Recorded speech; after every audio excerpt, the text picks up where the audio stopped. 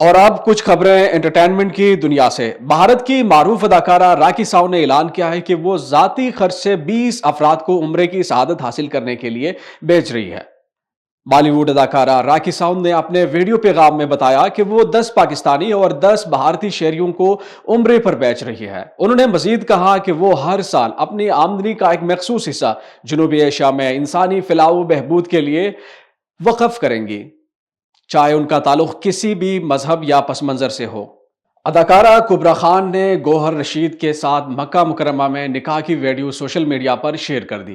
کبرا خان کی جانب سے شیئر کی گئی ویڈیو میں انہیں شوہر، اہل خانہ اور دوستوں کے ساتھ خانہ کعبہ میں خوشی کے لمحات گزارتے دیکھا جا سکتا ہے۔ کبرا خان نے خوشی کے اس موقع پر سفید رنگ کا لباس زیب تن کر رکھا ہے، جس پر لال رنگ کے خوبصورت دوپٹے سے گھونگھٹ لیا ہوا ہے، جبکہ گوہر رشید سفید کرتا شلوار پہنتے ہوئے ویڈیو کو سوشل میڈیا پر شیئر کرتے ہوئے کبرا خان نے کیپشن میں لکھا کہ بے شک اللہ تعالیٰ بہترین تدبیر کرنے والا ہے۔ پاکستان و بھارت میں مقبول اداکارہ ہانیہ عامر اور بھارتی اداکار و گلوکار دلجیت کی ایک ساتھ فلم کی خبریں سوشل میڈیا پر زیر گردش ہیں۔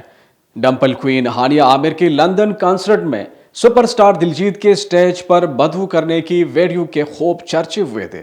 اب بھارتی میڈیا پر دونوں سٹار کی فلم کاسٹنگ کی خبروں نے سب کی توجہ سمیٹ لی ہے۔